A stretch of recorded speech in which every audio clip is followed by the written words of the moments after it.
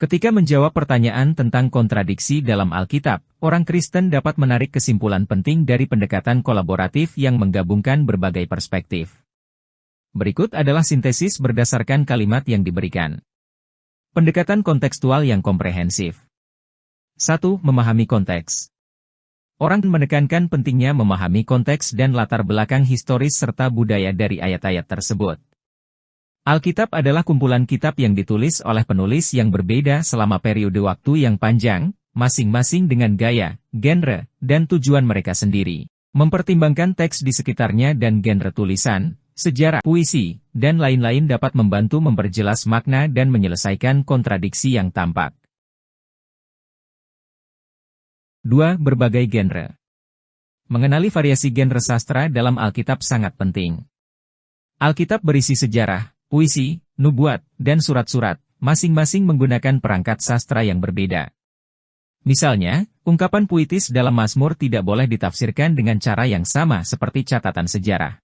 Kesadaran ini membantu dalam memahami bagaimana berbagai bagian Alkitab menyampaikan pesan mereka.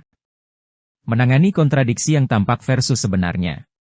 3. Kontradiksi yang tampak versus sebenarnya. Beberapa perbedaan adalah kecil dan tidak mempengaruhi pesan inti Alkitab. Variasi dalam urutan peristiwa dalam Injil Yeda, misalnya, tidak selalu bertentangan dengan keseluruhan cerita tentang kehidupan Yesus. Banyak kontradiksi yang dianggap dapat diharmoniskan dengan mempertimbangkan perspektif dan penekanan yang berbeda dari para penulis. 4. Bahasa asli.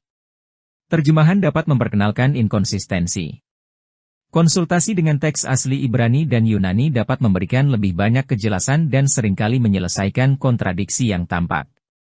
Memahami nuansa bahasa asli membantu dalam memahami makna yang dimaksudkan dengan lebih akurat. Konsistensi dan pesan inti. 5. Konsistensi pesan inti.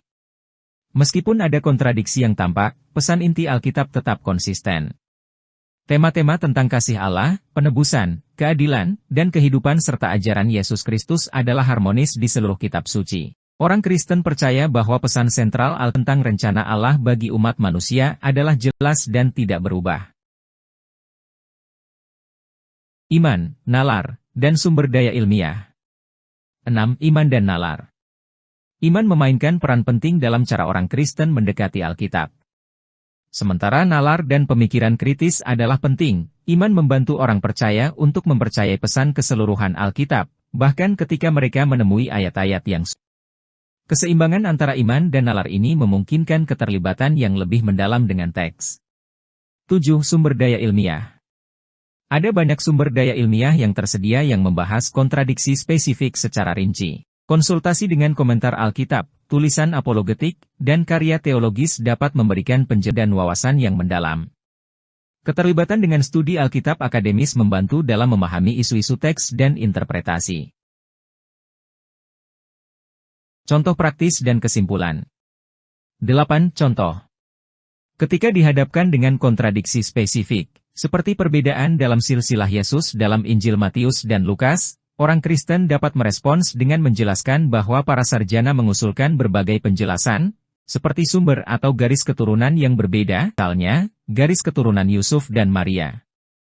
Perbedaan ini tidak merusak pesan inti tentang warisan ilahi dan manusiawi Yesus. 9. Kesimpulan. Menangani kontradiksi dalam Alkitab adalah bagian dari studi teologi dan dialog yang berkelanjutan. Penting untuk mendekati pertanyaan-pertanyaan ini dengan pikiran terbuka, kesediaan untuk belajar, dan kepercayaan pada pesan keseluruhan Alkitab dan inspirasi ilahi.